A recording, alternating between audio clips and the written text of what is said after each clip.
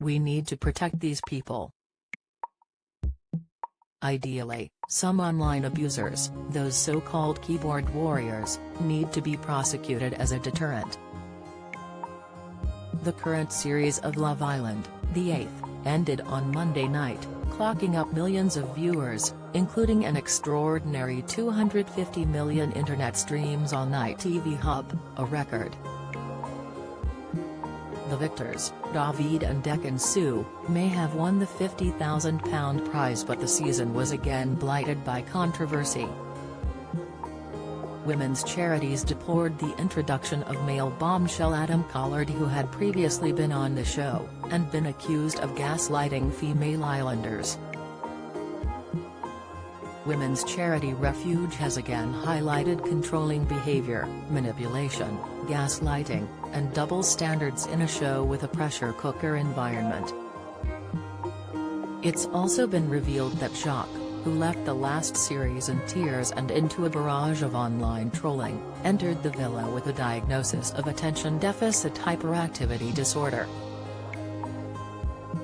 He said he had death threats. "I was scared for my life.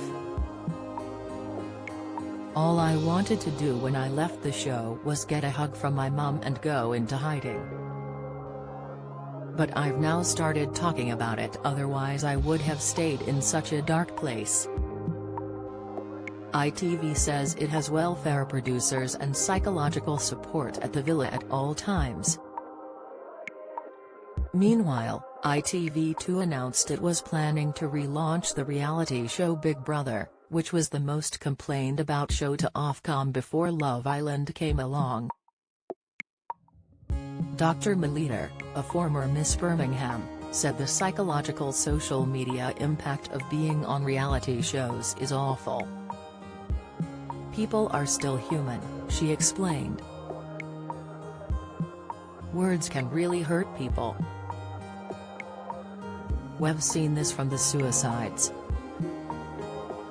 We're not saying Teresa direct relation to Love Island, but are associated with a personality type who may go into Love Island and may not have as much help and support that they may potentially have needed." Former Islanders Sophie Graydon, 32, and Mike Thalassides, 26, both took their own lives along with Love Island presenter Caroline Flack. Flack was replaced by Laura Whitmore and the show continued. Molitor says Teresa double standard between how the boys behave compared with the girls. "The boys always go, 'Yeah, high five, I did this to this girl.' It seems acceptable for guys, but if girls do it, we're meant to be pure creatures, and are classed as loose if we do anything like that. The guys can do what they like, but it seems from the social media comments that women are not allowed to." Molitor has serious concerns about whether ITV2 will look after people's mental health when Big Brother returns next year. "I think Big Brother can really challenge people's mental health. I think if we're struggling with the mental health crisis we're looking at with reality TV at the moment, I do think Big Brother has a really big part to play if it's going to keep people's mental health as protected as they're saying that they are doing." She added, "ITV really have to get on top of their duty of care. Love Island films 24 hours a day with around 70 cameras over 8 weeks, but viewers only get to see an hour of highlights. Molitor worries we don't really get to see what is actually going on in the villa. I think actually, the issue with Love Island for me is that it's the producers that create it. They promote the storylines, they create everything. It's not scripted at all. But there are a lot of things within it whereby they can lead Islanders into conversations.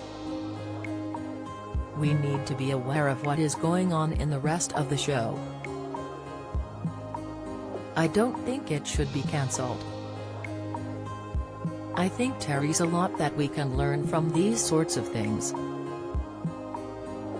What needs to be cancelled is the trolling and the keyboard warrior culture behind it, the people who think it's okay to say whatever they like to someone online without feeling like there are going to be any sort of repercussions. Asked if online abusers need prosecuting by way of a deterrent, she replied, "Yes. People need to realize that it's not okay to say those things." Molitor believes the producers may enhance or focus on red flag behaviors as it is thought-provoking and newsworthy.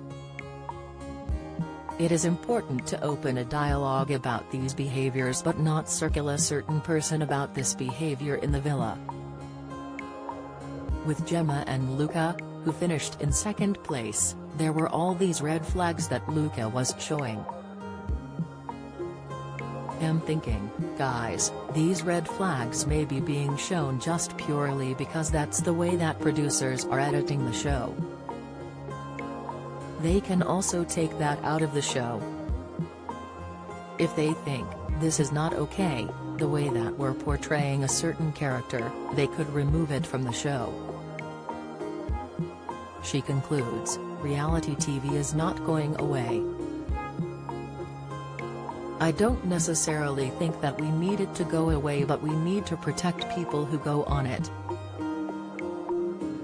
ITV has rejected the claims by Dr. Molitor, saying, "We have a number of support measures in place to support the islanders and their families with social media.